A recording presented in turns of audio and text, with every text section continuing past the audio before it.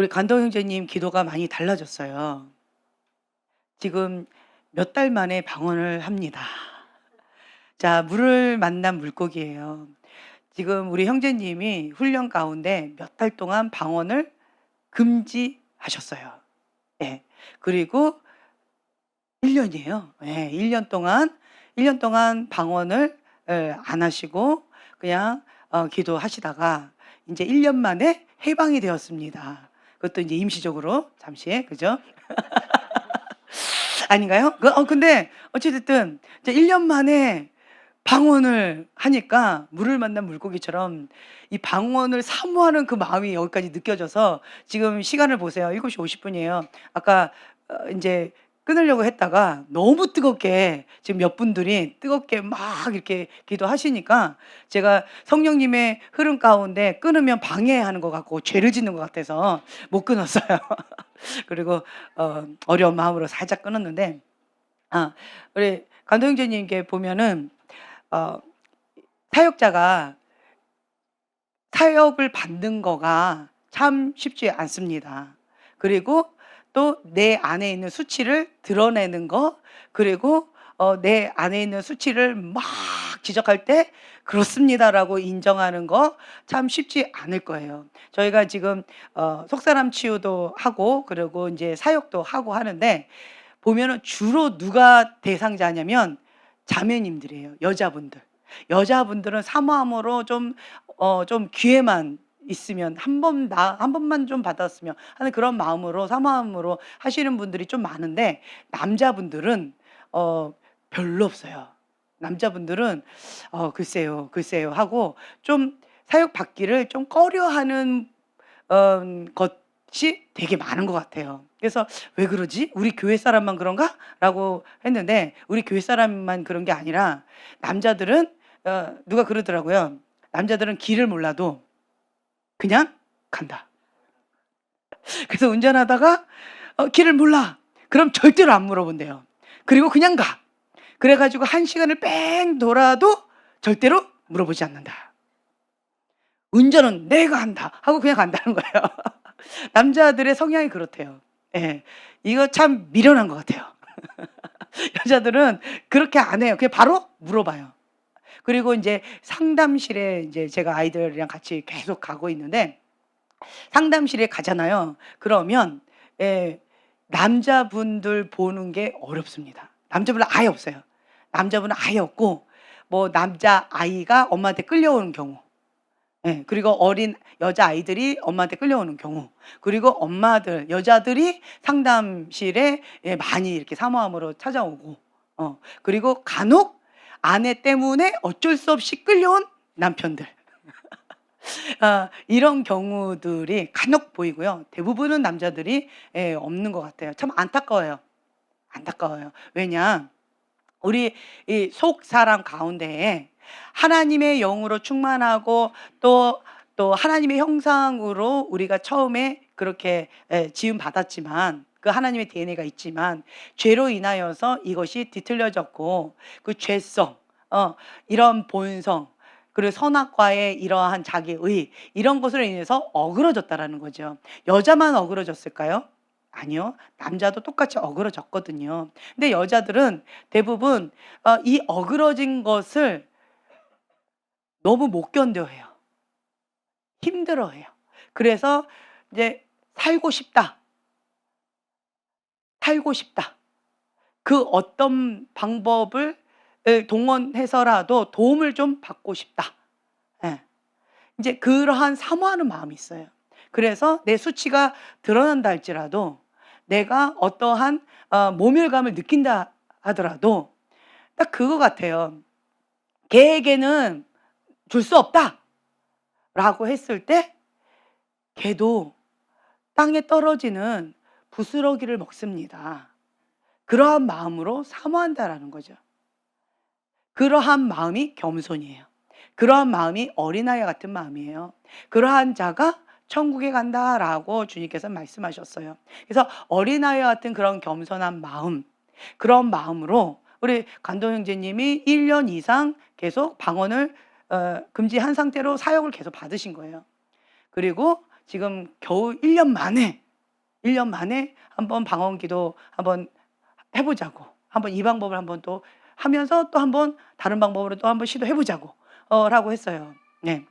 1년 동안 그렇게 꾸준하게 사역을 받는 것도 쉽지 않고요. 그리고 또 방언기도를 못하게 하고 기도하라고. 그리고 사역은 하라고. 뭐 이런 거지요. 그죠? 2,000원 주고 통닭 사 오고 피자 사 오고 10,000원은 거스름대로 가져오라고. 딱 그런 거하고 똑같은 거예요. 그럼에도 불구하고 지금 형제님이 1년 동안 그렇게 하나님 앞에 몸부림친 거예요. 왜 어떤 마음으로 하셨을까요? 어떤 마음이셨어요? 예. 갈망하는 마음. 무엇을 향하여?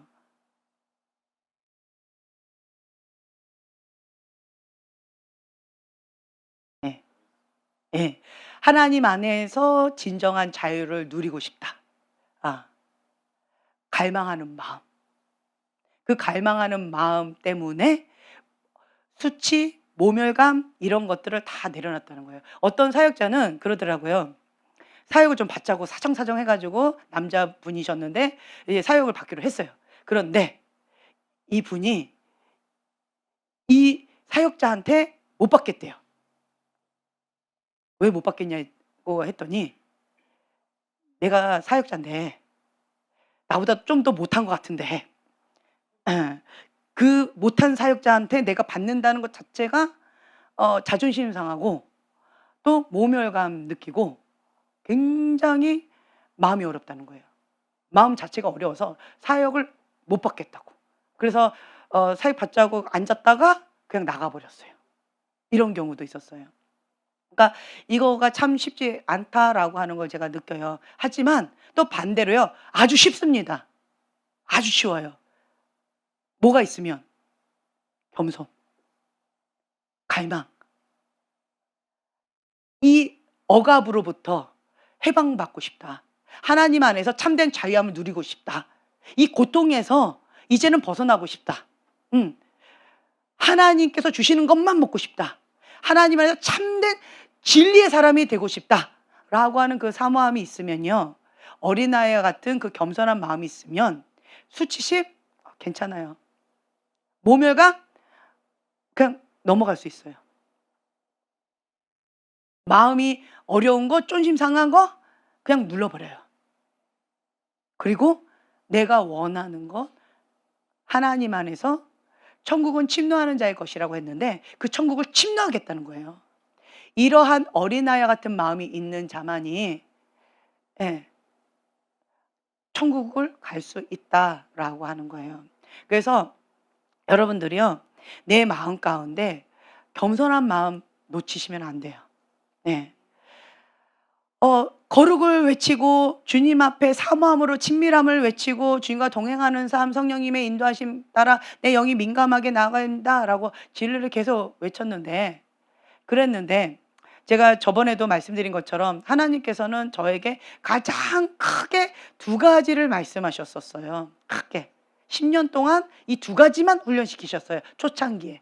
기억나세요? 하나는 겸손. 겸손이었어요. 겸손. 예. 또 하나는 사랑이었어요. 그러니까 10년 또 처음 10년이었어요. 처음 10년 동안 저한테 딱 이 두 가지를 훈련시키셨어요.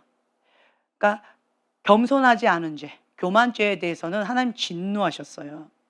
그래 가지고 그 겸손에 대해서 굉장히 민감하게 하셨고요. 또 두 번째는 사랑 없음 죄. 용서하지 못하는 죄가 아니고요. 사랑 없음 죄. 예. 사랑 없음 죄에 대해서 성령님께서 굉장히 민감하게 하셨어요. 다른 죄는 그냥 좀 넘어가 주셨어요. 다른 죄는.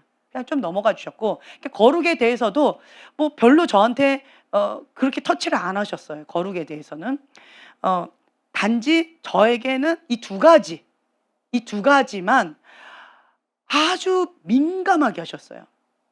쪼끔만 이게 살짝만 점이라도 이렇게 교만이 살짝 이것만 걸려도 진노를 하셨고 사랑에 대해서 쪼끔만이라도 걸리면 하나님께서 그냥 안 넘어가 주셨어요. 그러다 보니까 사랑 없음죄, 교만죄에 대해서 제가 민감해졌고 그 겸손에 대해서 방금 말씀드린 것처럼 어린아이 같은 마음. 이 겸손한 마음이 있으면요, 죄를 지을 수가 없다예요. 한마디로 겸손이 있으면요, 죄를 지을 수가 없어요. 그러니까 세상이 말하는 죄는 지을 수가 없어요. 다만 우리가 이제 번제단이 있고 그리고 물두멍이 있잖아요. 이 번제단의 죄가 세상의 죄라고 한다면 이 번제단에서 짓는 이 죄를 지울 수가 없어요. 겸손을 갖고 있으면, 겸손한 마음으로 엎드려 있으면 못 짓는다는 거죠. 죄를 짓는다는 것은 교만의 대문이 열렸다라는 거예요. 교만한 자는 그 어떠한 죄도 지을 수 있어요. 그 어떠한 죄도 가능성이 있습니다. 정말 무서운 거예요. 인간적으로 봤을 때 사울 왕이 지은 죄와 다윗 왕이 지은 죄, 처음 지은 죄요. 인간적으로 봤을 때 누가 더 큰 죄를 지은 것 같아요? 사울 왕은 보기에 좋은 거, 진멸해라! 아멜렉을 진멸해라!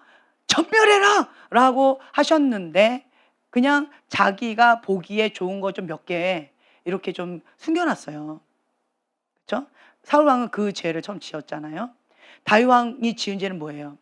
밧세바를 범하고 밧세바의 남편이 우리아를 아주 치밀하게 계획적으로 야비하게 죽였어요. 그리고 밧세바를 취했어요. 그리고 밧세바의 태에 있는 그 아기, 자기의 아기를 위해서 기도했어요. 인간적으로 봤을 때, 세상의 도덕적으로 봤을 때 누구 죄가 더 큰 것 같아요? 다윗은 그 누가 봐도 이거는 용서받지 못하는 죄예요. 세상에서 가장 큰 죄가 어떤 죄일까요? 간음죄. 세상에서 가장 큰 죄가 또 뭘까요? 살인죄. 다 지었어요. 계획적으로 치밀하게, 아주 야비하게, 그것도 자기 부하를, 충성된 부하를 배신까지. 그러니까 모든 죄를 다 지은 거예요. 그런데 반대로요, 사울 왕은 자기가 보기에 인간적인 마음이었어요. 인간적인 마음으로 자기가 보기에 좀 좋은 거 이렇게 좀 놨어요. 그리고 왕 죽이려고 했는데 왕 안 죽였어요. 왜 안 죽였을까요? 갖고 놀려고, 뭐 자기가 좀 이렇게 하려고 했겠죠. 그러한 인간적인 마음에 그렇게 죄를 지었어요.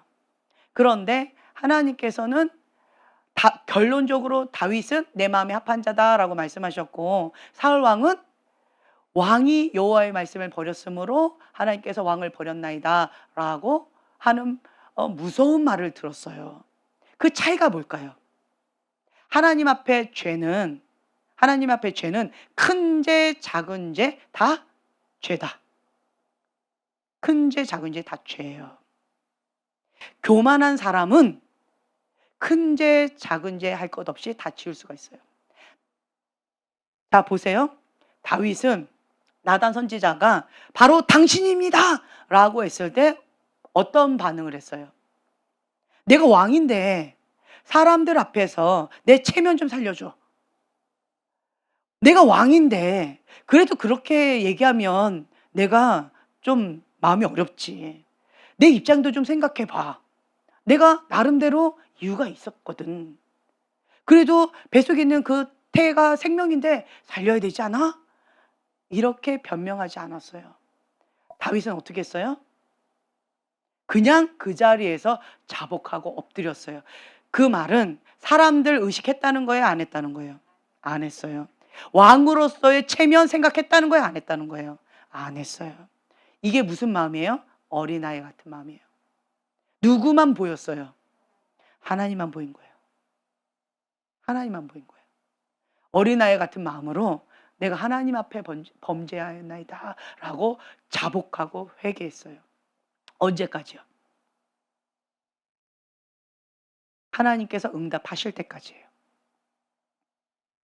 내 기준에 그냥 하는 척한 게 아니라 하나님께서 응답하실 때까지 자복하고 회개하면서 안 일어났어요. 그것이 하나님의 타이밍이에요. 다윗은 내 타이밍에 맞추지 않았어요.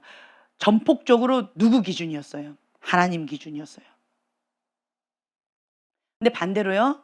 인간적으로 사울 왕은 우리 맨날 짓는 죄잖아요. 그쵸. 부분적으로 순종하고 부분적으로 대들고 부분적으로 반항하고 뭐 온전하게 그건 조금 어쩌다 한번 그리고 대부분은 부분적으로 뭐 우리가 맨날 짓는 죄가 그 죄 아니에요? 그래서 뭐 그걸 죄라고 말하기에는 나도 양심껏 막 손가락질하기가 좀 어렵고 이런 것들 많이 있잖아요. 그런데 사울 왕은 하나님께서 떠나셨어요. 하나님의 신이 떠나니까 뭐가 들렸어요? 악신 들렸어요. 잡혀버렸어요. 왜 그랬을까요? 사울 왕은 어찌하여 왕이 하나님의 명을 어기셨습니까? 라고 했을 때 사울 왕은 뭐라고 대답했나요? 아니요, 나 순종했어요. 나 순종했거든요. 말도 안 돼. 나는 상 받아야 마땅합니다. 아닙니다. 라고 했는데도 사울 왕은 계속 변명해 할 말이 많아. 변명이 많아요. 이유가 많아요. 말이 많아요. 다윗은 하나님께서 말씀하셨을 때 말이 없었어요. 그냥 맞습니다 하고 그냥 바로 엎드렸어요. 변명하지 않았습니다. 근데 사울 왕은 변명했어요. 변명해. 언제까지? 선지자가 계속 증거물을 댈 때까지. 그러면 저 우는 소리는 무슨 소리입니까? 이거는 무엇입니까? 이 왕은 왜 아직도 죽지 않고 살아있나이까? 증거물을 아주 대면시켰을 때에도 사울 왕은 변명하기에 바빴어요. 하나님께 드리려고요. 백성들이 무서웠어요. 그 말은 뭐예요? 누가 안 보였다는 거예요? 하나님이 안 보였다는 거예요. 사람들이 무서운 거예요. 하나님이 안 보이니까. 그래서 내가 그랬습니다. 하고 끝까지 변명합니다. 그리고는 또 뭐라고 얘기해요? 내 체면 좀 살려주세요. 백성들 앞에 내 체면 좀 살려주세요. 하나님이 떠났습니다. 하나님이 왕을 버렸습니다. 왕이 하나님의 말씀을 버렸기 때문에 하나님도 왕을 버렸습니다. 라고 계속 얘기하는데도 말을 못 알아들어요. 하나님 떠났든 말든 난 상관없어. 그냥 사람이 계속 보이는 거예요. 사람. 체면이 중요한 거예요. 그래서 사람들 앞에 내 체면 좀 세워줘요. 사람들 앞에 내 체면 세워줘요. 그래서 나랑 같이 예배 드려주세요. 누구에게? 하나님께. 하나님이 떠났다는데 하나님 그 예배 받으실까요? 사울왕 모를까요? 안 받으신다는 거 알잖아요. 사무엘 계속 얘기했잖아요. 그런데도 사울왕은 사람들 앞에 예배 드리는 신용해달라고 하는 거예요. 하나님이 받든 안 받든 그냥 내 체면이 더 중요한 거예요. 그래서 사람들 앞에 예배 드려달라. 사람들 앞에. 그 예배는 누가 받으시는 거예요? 누구께 드리는 거예요? 하나님께 드리는 거잖아요. 근데 주체가 없어요. 내 체면인 거예요. 나예요, 나. 그래서 결국은 사울 왕은 회개를 하지 않습니다. 그 모습을 보고 자란 다윗 왕은 부귀영화 모든 것을 다 얻는다 할지라도 하나님의 신이 떠나면 저렇게 악신 들려서 비참하구나. 저건 사는 것이 아니다. 저건 짐승이다. 멸망하는 짐승이다. 깨닫지 못하는 자는 멸망하는 짐승이라는데 저건 짐승이다. 깨닫지도 못하고 짐승처럼 사는 건 저렇게 사느니 안 사는 게 낫겠다. 이성 없는 짐승처럼 저렇게 개망나니처럼 악신 들려서 미치광이처럼 사느니 차라리 안 사는 게 낫겠다. 그래서 다윗은 하나님 앞에 한 가지 소원만 구합니다. 그게 뭐예요? 여호와의 신을 내게서 거두지 마옵소서. 철저하게 다윗은 누구 앞에서 한 거예요? 하나님 앞에. 하나님 앞에. 우리 넘어질 수 있습니다. 죄 지을 수 있습니다. 그쵸? 그럼에도 불구하고 뭘 빨리 하면 돼요? 회개. 회개를 못하는 사람이 하는 특징이 뭐예요? 변명. 할 말이 많아. 자기 합리하게 바빠. 이유가 많아요. 그런데 지혜로운 자는 넘어질 수 있어요. 그런데 빨리 회개한다. 회개란 뭐예요? 다시는 그 죄를 짓지 않는 거예요. 다윗을 보세요. 밧세바를 범해서 정말 치욕적인 여러 가지 아픔들이 너무 컸어요. 자식들이 그걸로 인해서 칼 떠나지 않았고 음란죄 떠나지 않았고, 그렇죠? 하나님 앞에 용서는 받았지만 죄의 대가는 심은 대로 거두게 되어지는 게 있어요. 그 아픔이 있어요. 그래서 이런 영적인 원리를 아는 사람은요, 내가 심은 그것 때문에 내 자손들이, 내 자녀들이 그 썩은 열매, 죽음의 독을 먹는 거 알면요, 죄를 못 져요. 죄를 못 짓습니다. 용서는 받아도 이게 저주가 몇 대까지 간다? 예. 3, 4대까지 간다라고 되어 있잖아요.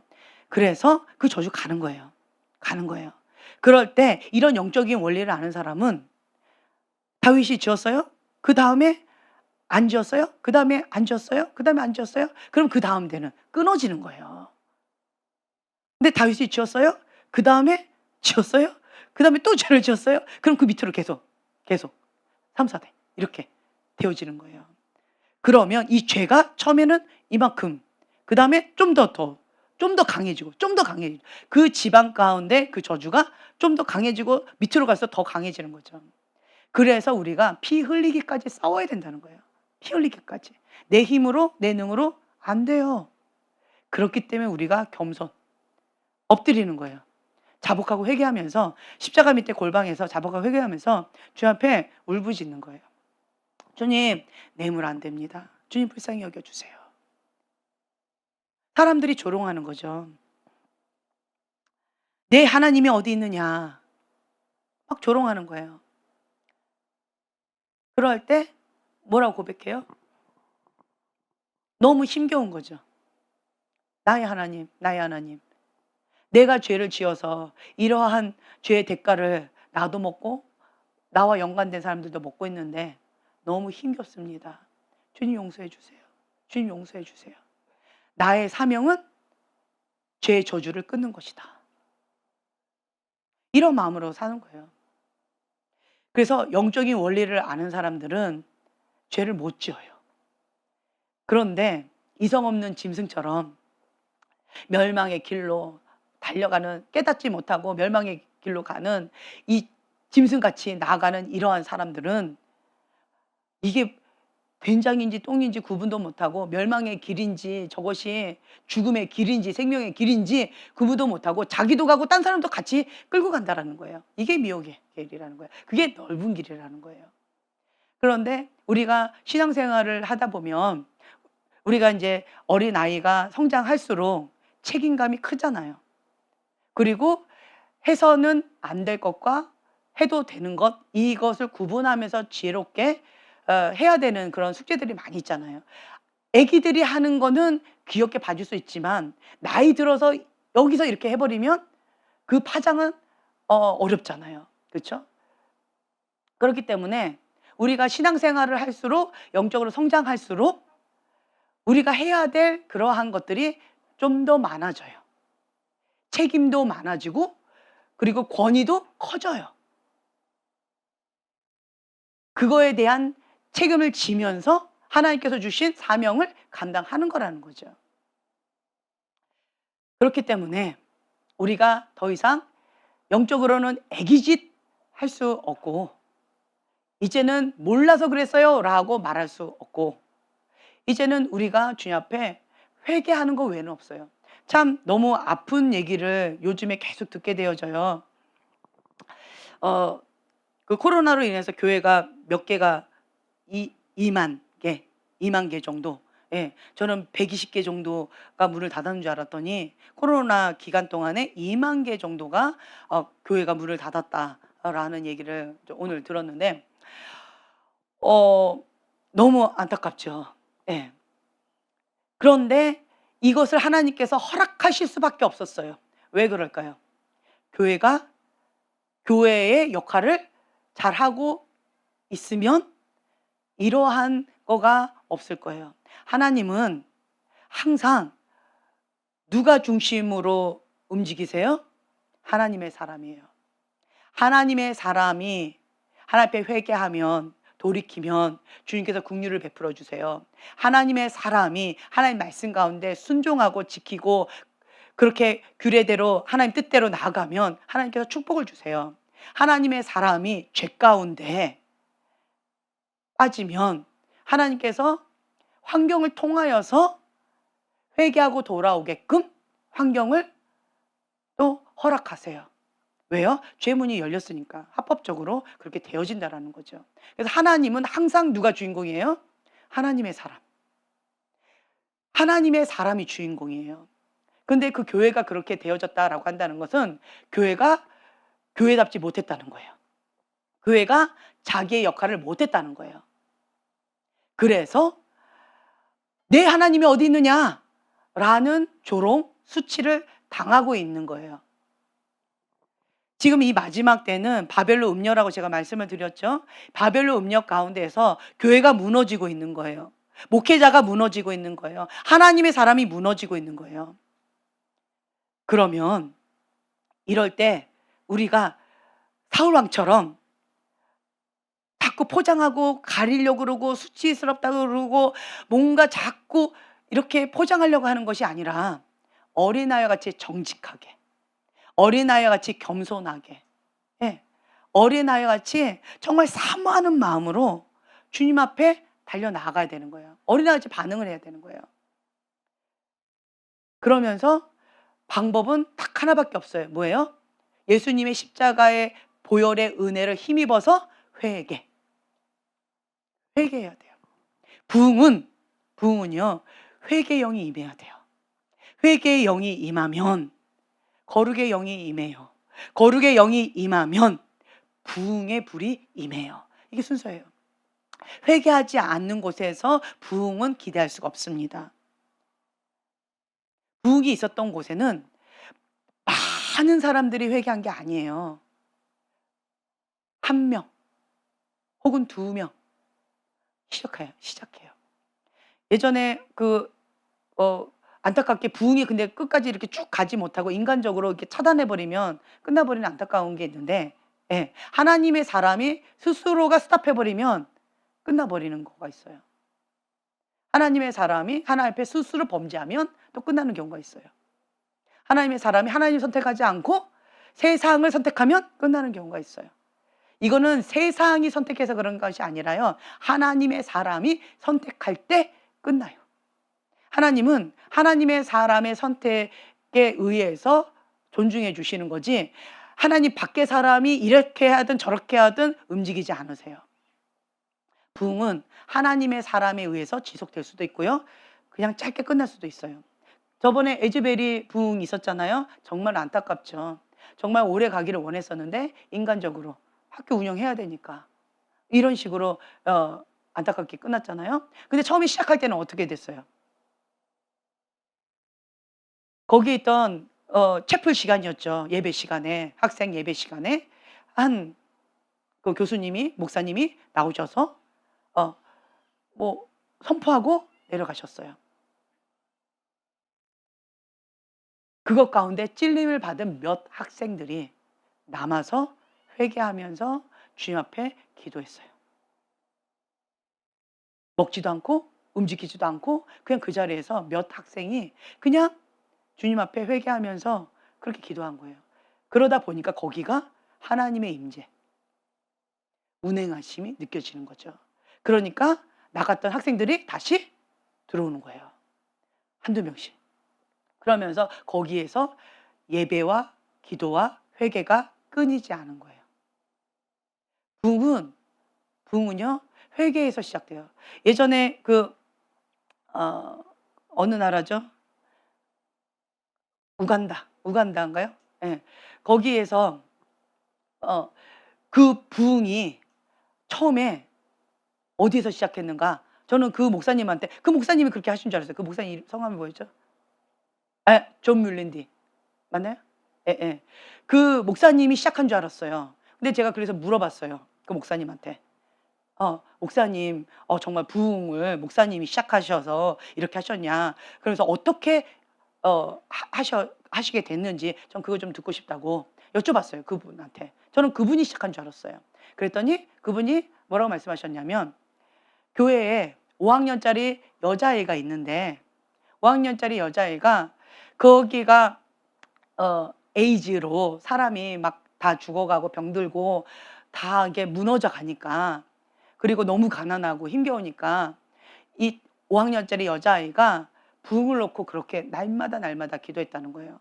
혼자서 그렇게 기도하다가 5학년짜리 이 여자아이가 자기 친구, 여자친구 5학년짜리 여자아이를 하나 더 초청해 가지고 둘이서 그렇게 날마다 부흥을 놓고 기도했다는 거예요.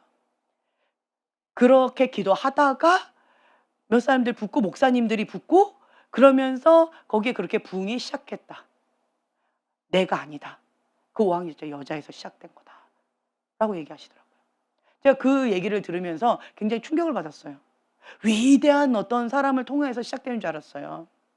준비된 어떠한 사역자를 통해서, 거룩한 어떤 대단한 하나님의 사람을 통해서 부흥이 시작되는 줄 알았어요.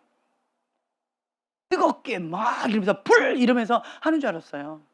그랬는데 그게 아니라 그냥 부흥을 사모하는 어린 한 아이, 그 갈망의 마음, 하나님의 은혜를 사모하는 그 어린아이 같은 그 마음을 가지고 회개했던, 회개 기도하면서 주님 이 땅 고쳐주세요. 주님 이 땅 가운데 주님 회개 영으로 임해주세요. 주님 고쳐주세요. 용서해주세요. 부흥의 불로 임해주세요. 지금 에이즈로, 범죄로, 가난으로 이렇게 멸망해가고 있는 우리나라 주님 불쌍히 여겨주세요. 주님 회개합니다. 주님 용서해주세요. 라고 하면서 그 5학년짜리 이 여자의 한 명이 시작했다는 거예요. 그렇다라고 한다면 정말 그 갈망의 마음, 어린아이 같은 마음으로 그냥 사모하는 거예요. 다윗과 같이 그냥 주님 앞에 자복하고 회개하는 거예요. 변명 필요 없어요. 아무 이유 없어요. 그냥 주님 불쌍히 여겨주세요. 주님, 우리는 주님이 필요합니다. 회개의 영이 필요합니다. 주님, 우리는 거룩의 영이 필요합니다. 주님, 우리는 부흥의 불이 필요합니다. 우리는 기적이 필요합니다. 주님의 은혜가 필요합니다. 라고 하면서 그냥 자복하고 엎드리는 거예요. 회개하는 거예요. 언제까지? 임하실 때까지. 주님께서 응답하실 때까지. 왜 응답받지 못할까요? 기도했는데? 나 기도했는데 왜 응답 안 해주지? 나 기도했는데 왜 저 사람은 응답해 주는데 왜 난 응답 안 해주지? 그 차이가 뭘까요? 제가 저번에도 말씀드렸는데, 망각의 은혜가 계신 여러분들 기억이 안 나시나요? 야고보서에서 나와 있잖아요. 너희가 받지 못하면 구하지 않으며. 구했는데? 나 구했는데 왜 구하지 않았다 그러지? 그게 뭐예요? 구름 한 점 보일 때까지, 하나님께서 응답하실 때까지 구해야 되는 거예요. 정욕으로 구하면 주님께서 안 주셔요. 정욕으로 구하지도 않았고 하나님의 그 뜻 가운데 구했는데도 안 이루어진다라고 한다면 구름 한 점 보일 때까지 여러분들이 하나님 앞에 구하고 찾고 계속 기도해야 되는 거예요. 지금은 다른 거 없이 회개의 영이에요. 회개. 주님, 이 땅 고쳐주세요. 지금 사단은 음란물로, 이게 제가 생각했던 것보다 더 심각한가 봐요. 우리나라가 세계 1위라면 이게 오래됐다며요. 아주 오래됐다며요. 그런데 그 연령층이 더 밑으로 계속 내려가고 있다면서요. 충격적이에요. 네. 과거에는 남자의 좀 못된 애들만 했는데 이제는 남자 여자 할 것 없이 하고, 과거에는 그런 날라리 같은 어른들만 했는데 이제는 나이층이 밑으로 내려가고, 얼굴이 순진하게 보였는데 알고 보니 음란하고, 예. 낮에는 목사님, 밤에는 창녀, 이런 경우도 있고. 지금 현재 이렇게 세상이 어두워져 가고 있다라는 거예요. 무서운 세상에 우리가 살고 있다라는 거예요. 그래서 우리는 그것을 갖고 손가락질 할 타이밍이 아니고 아군끼리 싸워봤자 저 밖에 있는 사단은 잘한다, 잘한다, 잘한다, 잘한다, 너네들끼리 잘 싸워라 이런다고요. 그게 아니고 우리는 어떻게 해야 돼요? 주님, 불쌍히 여겨주세요. 주님, 우리를 용서해 주세요. 우리의 죄악을 용서해 주세요. 주 앞에 구하는 거예요. 사단의 전략은 음란이에요. 먼저 뭘 뺏어요? 눈을 뺏어요. 음란물을 보면, 악한 것을 보면 눈이 뺏겨요. 눈이 뺏겼어요? 그러면 뭐가 또 자동으로 뺏겨요? 생각이 뺏겨요. 생각이 뺏겼어요? 그럼 뭐가 뺏겨요? 마음 뺏겨요. 마음 뺏겼으면 이제는 뭐도 뺏겨요? 행동까지 뺏겨요. 시간 문제예요. 시간 문제예요. 그렇기 때문에 처음부터 이거를 차단해야 돼요. 이게 반복되어지면 그러면 이것이 중독이 되어져서 성중독이 되어져서 이제는 자기 힘으로 헤어나올 수 없는 지경까지 가버려요. 그리고는 나는 어느 위치에 있으니까 어떻게 해야 돼요? 회치를 해야 돼요. 회칠한 무덤처럼. 회치를 해요. 회치를 해야 되는 거예요. 지금 현재 현 교회의 모습이 이런 거예요. 그러니까 교회에서 동성애가 어쩌고 그리고 교회에서 무너지는 이제는 힘겨운 그러한 세상 가운데 살고 있다라는 거죠. 그런데 과거에 어떤 분이 이런 환상을 봤대요. 아주 오래됐죠. 쓰나미 같이 영적인 쓰나미가 한번 확 몰려오는데 그랬는데 이 남한에 있는 교회가 대부분 알찬 알곡인 줄 알았더니 쭉정이처럼 다 날아가 버리고 몇 개만 남아 있더래요. 몇 개만. 그리고 북한 땅에 더 많이 있더래요. 그거를 보았다고 그때 몇 년도였을까요? 2008년도였을까요? 뭐 그때쯤이었던 것 같아요. 그때 어떤 분이 이런 환상을 보았다고 그런 얘기들을 좀 많이 들었었어요. 안타깝죠. 그런데 그러면서 하시는 말씀이 영적인 쓰나미가 훅 불고 가는데 이 남아있는 몇 개의 살아남은 거죠. 살아남은 몇 개의 교회는 어떠한 공통점이 있었는데 이 공통점이었어요. 뭘까요? 뭘까요? 기도. 뭘까요? 회개. 뭘까요? 거룩한 신부의 영성. 거룩한 신부의 영성으로 나아가는 그러한 기도하는 교회는 깨어 있었어요. 그런데 그렇지 않은 교회는 영적 쓰나미가 훅 부니까 다 날아가 버렸다는 거예요. 그 얘기가 오늘 떠올랐어요. 그래서 우리는 다른 거 없어요. 거룩한 신부의 영성으로 기도해야지 삽니다. 기도 어저께 감사합니다. 어저께 인제 끝났음에도 불구하고 늦게까지 막 뜨겁게 기도하시는 몇 분들이 계셨어요. 기도의 불이 다시 붙은 것 같아요. 어저께 영적 기류가 좀 바뀌었어요. 네. 그리고 오늘도 또 뜨겁게 막 기도하시더라고요. 감사합니다. 예, 감사해요. "내가 기도의 불을 붙이는 자다." 한번 고백해 주세요. 네. 네. 내가 기도의 불을 붙이는 자인데 내가 잠들면 기도의 불을 붙일 자가 없어요. 제가 깜짝 놀랐어요. 제가 한 달 만에 왔잖아요. 한 달 만에 왔는데 주일날에 인제 저녁에 제가 딱 섰는데 사람들이 반응이 이상했어요. 잠자는 것 같고 뭐 눈을 뜨고 있는데도 지금 죽은 것 같고 뭐 이상했어요, 느낌이. 그래서 뭘까? 이게 뭐지? 좀 헷갈렸어요. 내가 간만에 와 가지고 서로 어색해서 그런가? 뭐 좀 어떤 건가? 내가 문제인가? 여기가 문제인가? 뭐지 이거? 쪼끔 헷갈리더라고요. 그랬는데 어저께 딱 보니까 그게 잠자고 있는 거였어요. 눈은 뜨고 있는데 영적으로 잠자고 있는 거였어요. 그 말은 뭐예요? 기도주를 놓쳤다는 거예요. 기도주를 놓쳤다는 거예요, 지금 우리 교회가. 이게 뭐예요? 여러분 기도주를 놓치면 잠자고 있는 거예요. 호흡이 끊어지는 거예요. 지금은요, 신앙을 생명을 걸고 지키지 않으면 지키기 어려운 세대에 우리가 살고 있어요. 기도는 호흡이에요, 호흡. 호흡을 안 하니까 지금 아주 깊은 숲속에 잠자는 공주처럼 숲속에 잠자는 왕자처럼 그렇게 자고 있더라고요. 왕자 공주라고 얘기하니까 아 좋다 이러세요? 머슴이라 해드릴까요? 여러분들이 하나님 앞에 깨어서 기도하셔야 돼요. 예. 하나님 앞에 지금은 깨어 있으라 주가 곧 오시리라. 주님 앞에 깨어서 우리가 하나님께서 행하실 것에 대한 기대하는 마음으로 성령님의 운행하신 가운데 깨어 있어야 돼요. 영적 민감해 있어야 돼요. 영적으로 민감한 사람은 기도하는 사람이에요. 기도하는 사람은 영적으로 민감한 사람이에요. 그런데 영적으로는 민감하나 인격이 미숙할 수 있습니다. 성품이 미숙할 수 있어요. 예, 그렇죠? 영적으로 깨어 있으면서 우리가 실력, 영성, 품성 이 세 가지를 다 잡아야 돼요. 이 세 가지 다 잡아야 돼요. 이 세 가지가 안 되면 어디가 삐그덕거리고 이것이 삼각형이 균형이 맞지 않는 것 같아요. 삐그덕거리더라고요. 그래서 여러분들이 우선은 깨어 있어야 돼요. 깨어서 주님 앞에 성령님께서 어떻게 운행하고 계시는가, 주님의 뜻이 무엇인가, 지금 깨어 있어야 된다라는 거예요. 그래서 지금 현재는 예언적인 기름 부음이 필요한 것 같아요. 예언적인 기름 부음 가운데에서 성령님의 운행하심, 하나님과의 친밀함, 그리고 예언적인 기름 부음은 거룩이 생명이에요. 거룩하지 않으면 그 사명 감당하기 어렵습니다. 예. 예언적인 부르심이 있는 사람들은 거룩이 생명이에요.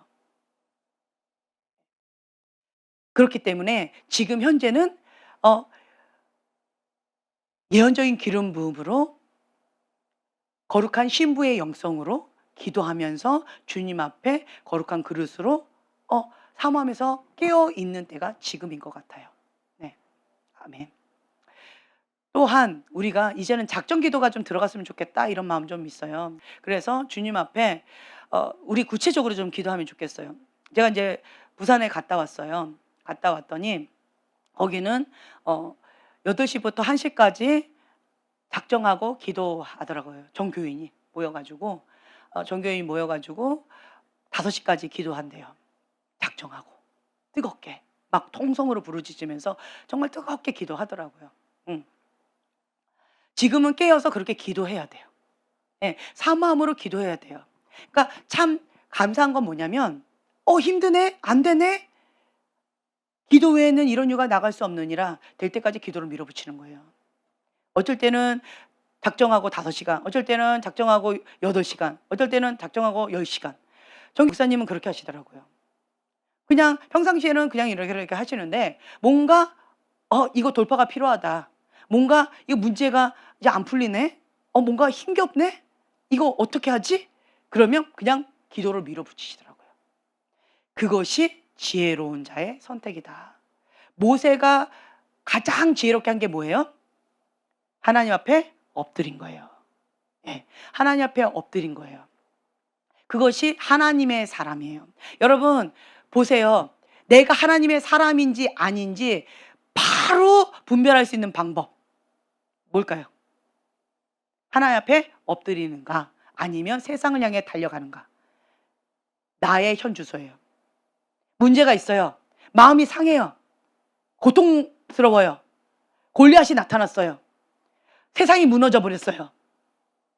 그럴 때 나의 반응, 하나님 앞에 엎드리는가 아니면 세상으로 달려나가는가. 그것이 하나님의 사람과 세상의 사람, 바로 이때 바닥을 치면 나의 현 주소가 드러나는 거예요. 하나님의 사람은 위기가 기회다. 이러한 자부심을 갖고 계셔야 돼요. 정체성을 갖고 계셔야 돼요. 나는 하나님의 사람이다. 하나님의 사람은, 사명자는 죽지 않는다. 어떤 부분에 있어서 저를 보면 별로 두려움이 없어 보이죠. 네, 별로 안 무서워하잖아요, 제가. 별로 두려워하지 않아요. 왜 그럴까요? 어떤 부분에서 왜 두려워하지 않을까요? 죽으면 순교다. 저는 이런 마음이 있어요. 그러니까 참 재미있는 거가 저희 어머니가 죽어도 교회 가서 죽어라. 네. 그리고 막 그 감기 몸살로 독감인지 어쨌든 막 걷지도 못할 정도로 이렇게 감기 걸려가지고 막 힘겨워했을 때, 학생 때 힘겨워했는데 저희 어머니가 아파도 학교 가서 엎드려 있어라 이러셨어요. 그리고 이제 아파도 교회 가서 죽어라. 엄마 아파서 죽을 것 같아요. 그러면 죽어도 교회 가서 죽어라 이러셨어요. 저는 어릴 때부터 그런 소리를 듣고 자라서 그것이 당연하게 생각되어졌어요. 그래가지고 제가 저번에도 간증했지만 김포에 살 때 우리 주한이가 웬만해서 아프다 소리 안 하는데 그 침대에 딱 누워가지고 주일날 아침이었는데 우리 빨리 일찍 와야 되니까 새벽같이 오거든요.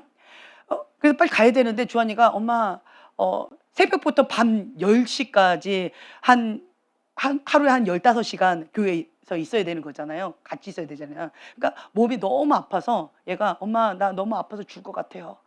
그런 아이한테 제가 뭐라고 했는지 아세요? 죽어도 교회 가서 죽어라. 빨리 일어나. 가자. 이랬어요. 그리고 나는 막 준비했어요. 그랬더니 주한이가 엄마 진짜 내가 아프다고요. 죽을 것 같이 아프다고요. 아프다고 하는 아이한테 지금 교회 가서 죽으라고요? 그걸 지금 아들한테 하는 말이에요? 이렇게 하더라고요. 그래서 내가 순간 당황했어요. 나 맞는 말 했는데 쟤 왜 화를 내지? 왜 저러지? 근데 순간 당황했어요. 그래서 너무 애가 너무 속상해가지고 더 이상 두 번째 말을 못 하겠더라고요. 그래서 그냥 조용히 나왔어요. 그리고 차에 탔는데 주한이가 뒷좌석에 타더라고요. 예. 그리고는 그 다음부터는 엄마 죽을 것이 아파요라고 하는 말을 그 뒤로 못 들었습니다. 예. 그러니까 저는 그런 마음이 있는 것 같아요. 죽어도 교회 가서 죽는다. 그리고 죽으면 순교다. 이런 마음이 있어요. 그렇기 때문에 별로 두려울 게 별로 없어요. 별로 두려울 게 없어요. 그래서 하나님 앞에 서면 하나님이 크게 보이면 사람은 개미처럼 보여요. 근데 하나님이 안 보이죠? 그럼 사람들이 골리앗처럼 보여요. 이 한 사람 한 사람이 다 골리앗처럼 보여요. 이게 사람의 심리예요. 그래서 밝은 빛이 강하게 임하면 다른 거가 안 보여요. 그것처럼 하나님만 보이면 다른 게 안 보여요. 근데 하나님이 안 보이면 까매서 사람들이 너무 크게 보여요. 여러분들이 하나님 앞에 서서 하나님의 말씀 가운데 나가셔야 돼요. 네. 자, 예언적인 기름 부음이 지금 필요한 때라고 제가 말씀을 드렸잖아요. 그렇다라고 한다면 그러면 우리가 받을 준비를 하셔야 돼요. 예언적인 기름 부음은 더러운 곳에 임하지 않습니다. 여러분 기억하세요. 악한 영, 인간적인 영, 하나님의 영, 세 종류가 있다라고 말씀드렸죠. 영적인 존재이기 때문에 뭔가가 이게 있어요. 파장이 있어요. 이게 인격적인 존재이기 때문에 파장이 있어요. 그래서 분별이 없는 사람은 이 어둠의 영이 와도 뭐가 왔다 이 에너지가 있어요. 에너지가 있기 때문에 이게 왔다 그러니까 이 에너지를 뭔가 막 하는 게 있어요. 이게 있다라는 거예요. 그런데 자기 자신을 보세요. 내가 하나님 앞에 그 뜻 가운데 하나님께 초점을 맞춰 나아가면서 주님의 그 뜻 가운데 나가게 되어지면 이 뭔가가 임하는 이 영이 하나님의 영일 가능성이 높아요. 그런데 내가 그렇지 않아요. 내가 지금 현재 하나님 밖에 있어요. 죄 가운데 있어요. 그러면 이럴 때는 양신 역사가 강합니다. 어느 쪽으로? 어둠 쪽으로. 그래서 뭔가가 임하고 파워풀한 게 있는데 이게 다 어느 쪽의 영이에요? 어둠의 영이라는 거예요. 근데 나는 분별이 없으면 이 어둠의 영을 가지고 무당짓하고 다닐 수가 있어요. 예. 사단의 앞잡이 노릇 하며 다닐 수가 있어요. 이게 양신 역사 하면서 더럽힐 수가 있다라는 거예요. 그렇기 때문에 모든 사역은 여기에서 출발한다. 뭘까요? 하나님과의 그렇죠. 하나님과의 친밀함에서부터 시작된다. 이거예요. 모든 사역은 하나님과의 친밀함에서부터 시작된다. 그 하나님과의 친밀함에서 시작되는 그것이 참된 거예요. 참된 거. 그래서 우리는 하나님과의 친밀하지 않은 상태에서 뭔가 한다? 다 가짜예요. 다 가짜예요. 하나님께서 주시는 것만 하는 거예요. 하나님께서 주시는 것 가운데 순종하는 거예요. 그렇기 때문에 우리가 하나님 앞에 민감하게 나아갈 수 있어요. 미숙할 수 있어요. 어린아이일 수 있어요. 실수할 수 있어요. 그렇죠? 인격적으로는 좀 되게 어릴 수 있어요. 그렇지만 그 우선순위에 있어서 초점은 바르게 잡은 거예요.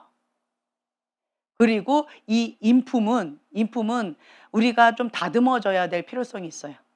속사람 치유를 받으면서 다듬어져 갈 필요성이 있어요. 속사람이 어그러진 거 내면 아이, 그 왜 그럴까요? 상처가 많은 거예요. 상처가 많아서 하나님의 형상이 어그러지고 찌그러진 거예요. 이 찌그러진 것 가운데에서 뭐가 발생하느냐? 중독, 그렇죠? 그리고 트라우마, 그리고 학대, 그리고 또한 그 외상 후 스트레스의 장애, 예. 뭐 여러 가지 무슨 장애 이런 것들 있잖아요. 그런 장애들, 예.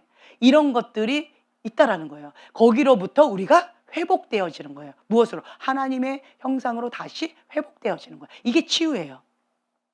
예. 그 치유를 받게 되어지면 감정의 치유가 일어나요. 그리고 기억의 치유, 인지 치유가 일어나요. 그러면서 이 인품적인 거, 성품적인 것이 회복되어지는 거예요. 이거는 이러한 과정을 밟으셔야 돼요. 진정한 변화를 받고 싶죠. 왜 이중인격자가 나왔을까요? 밤에는 딴 사람, 지킬 박사 하이디처럼 밤에는 딴 사람, 낮에는 또 딴 사람, 그리고 집에서는 딴 사람, 나 혼자 있을 때 딴 사람, 교회에서도 딴 사람. 왜 이렇게 나왔을까요? 그 왜 그럴까요? 인격이 다중인격 들어보셨죠? 다중인격인 거예요.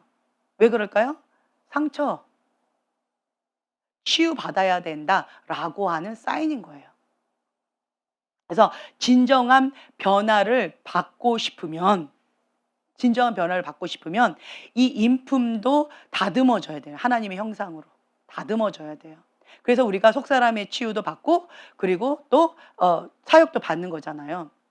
그러면서 온전한 모습으로 그리스도의 장성한 분량까지 자라가는 거예요. 언제까지? 평생 자라가는 거예요. 성장해 가는 거예요. 그래서 진정한 변화를 원한다면 그 어린 시절로 가야 돼요. 왜 어린 시절로 갔을까요? 오보 반응해요. 왜요? 어떤 사건이 있었어요. 어떤 사건이 있었기 때문에 그 사건으로 인하여서 오보 반응을 하는 거예요. 그래서 그 사건이 5살 때 있었다라고 한다면 5살 어린아이가 그 5살의 감정으로 표현하는 거예요.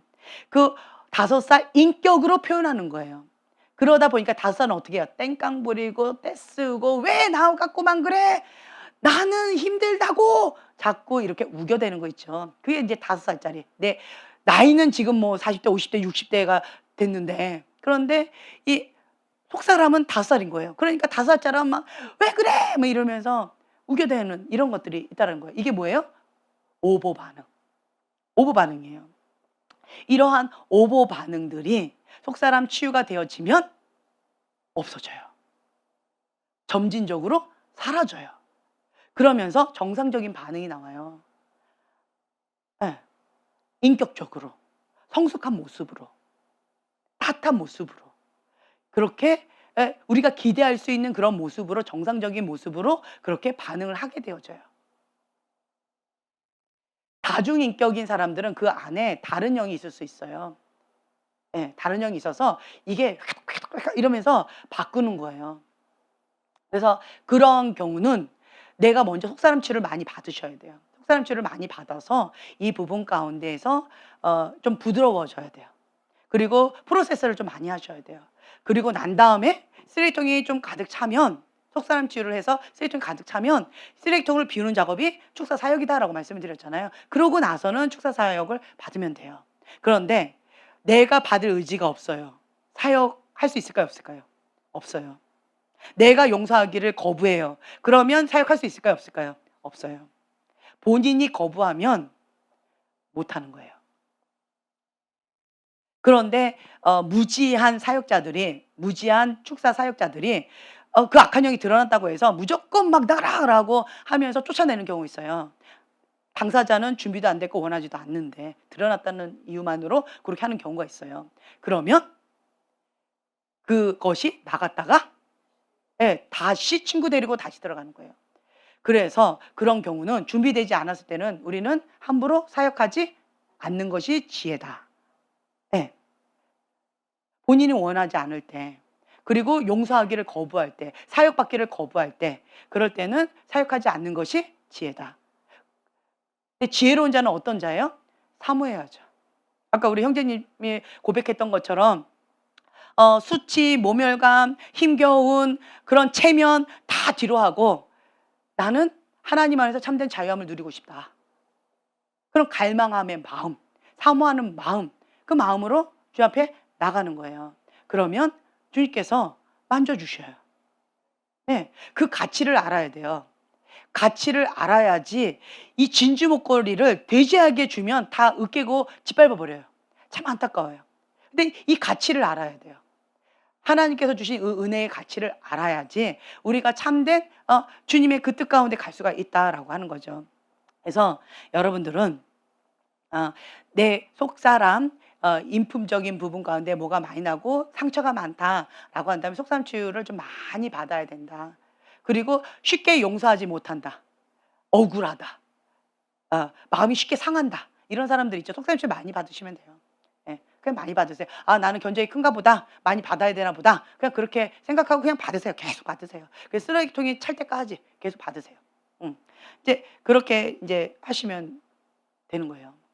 여러분들이 내가 지금 하나님의 사람으로서 친밀한 가운데 성령님의 운행하신 가운데 내가 민감하게 나아가고 싶다. 그러면 주님께서 지금 우리에게 주시고자 하는 것은 예언적인 기름 부음이다. 친밀함이다. 그러면 내가 먼저 어떻게 된다? 받을 준비를 해야 된다. 거룩이라고 말씀드렸어요. 예, 하나님과의 친밀함은 거룩이에요. 거룩이 생명이라고 말씀드렸어요. 예언 사역자 중에서 거룩을 생명처럼 지키지 않고 그 사명을 감당하는 자는 별로 없을 것 같아요. 왜냐하면 예언 사역자는 거룩이 생명이거든요. 그래야지만 그 사명을 감당할 수 있거든요. 근데 이것 가운데 지키지 못하면 그 사명 감당하기 어려워요. 어려워요. 다른 사역으로 넘어갈 수는 있어요. 예. 감사한 것은 축사는 그렇게까지 거룩이 막 이렇게 생명으로 하셔야 돼요. 그래도 하시긴 하셔야 되지만 이 예언 사역자처럼 그렇게 목숨 걸고 민감하게 아주 점점점 먼지처럼 먼지에도 민감하게 그렇게까지는 아니지 않을까 인간적으로. 예, 인간적으로. 예. 그러지 않을까. 그냥 좀 깨끗하면 되지 않을까. 좀 그런 생각이 인간적으로요. 예, 분별해서 들으세요. 예. 어찌됐든 하나님께서 쓰시는 사람은 거룩한 사람이에요. 네. 그렇기 때문에 여러분들은 지금은 거룩한 신부의 영성을 가지고 그리고 예언적인 기름 부음 가운데 하나님과의 친밀함의 자리로 계속 나가는 거예요. 거룩한 횃불을 들고 진리의 횃불을 들고 주 앞에 전진해 나가는 거예요. 그러면서 회개, 십자가 밑에 그 골방에서 회개 기도 계속하는 거예요. 언제까지? 언제까지? 회개의 영이 임할 때까지. 회개 영이 임할 때까지. 지금 우리 교회는요, 회개가 필요해요. 예. 한국 교회에 그리고 전 세계에 회개 영이 필요한 거 맞습니다. 근데 우리 교회는 진짜 많이 필요해요. 회개 영이 필요해요. 예. 하나님 앞에 회개해 놓고 작전 기도 했으면 좋겠어요. 그래서 회개 운동을 좀 했으면 좋겠어요. 나부터 시작하래. 예. 나부터 시작하는 거예요. 그 5학년짜리도 했다는데, 5학년짜리 그 여자애도 시작했다는데, 그 우간다에서 그렇게 가난한 나라에서 못 배운 그 아이도 그렇게 했다는데 나도 해야지. 나로부터 시작되리. 아멘. 예. 그러면서 주님 앞에 구름 한 점 보일 때까지 응답 올 때까지 주님 앞에 나가는 거예요. 죄의 유혹이 있을 거예요. 그러면 어떻게 해야 돼요? 계속 회개. 그러니까 죄는 지을 수 있어요. 넘어질 수 있어요. 그렇죠? 그 전제를 깔고 하는 거예요. 넘어질 수 있어요. 그런데 다윗처럼 뭐 하면 돼요? 예, 자복하고 회개하는 거예요.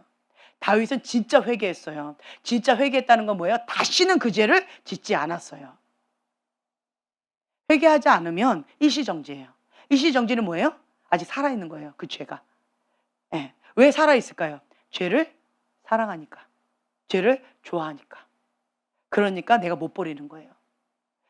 나를 죽이는 독이라는 거 알면서도 이 죄를 사랑하는 마음이 있는 거예요.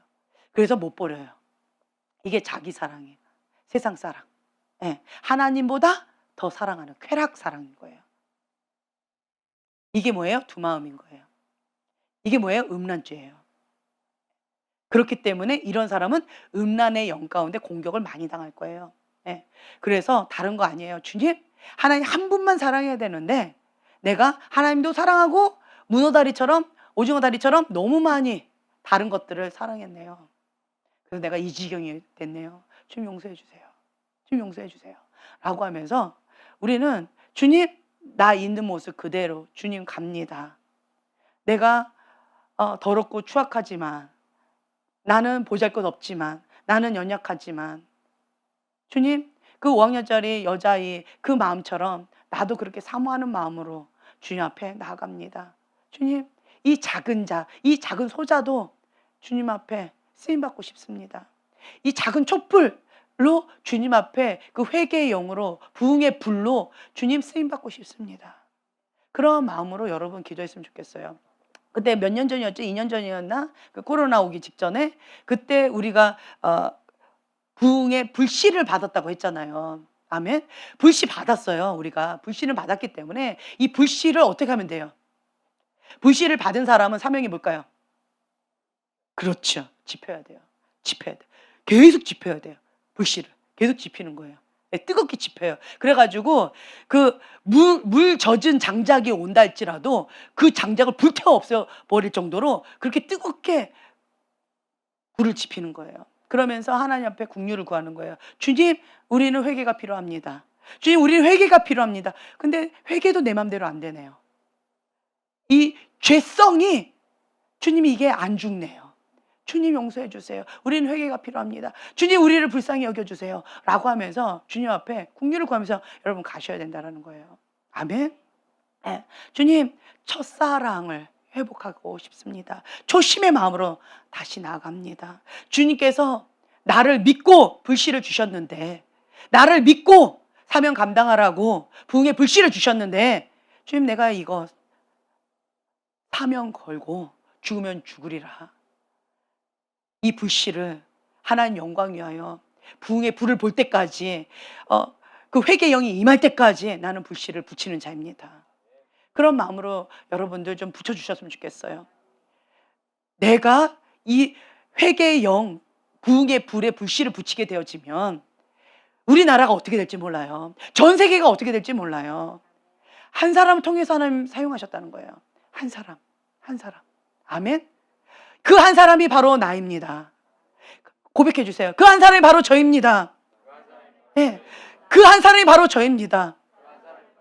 주님, 저를 불태워 주시옵소서. 주님, 저를 사용하여 주시옵소서. 주님, 나로부터 시작하기를 원합니다. 회개용으로 임하여 주시옵소서. 우리가 주여 세 번 부르짖고 기도하겠습니다.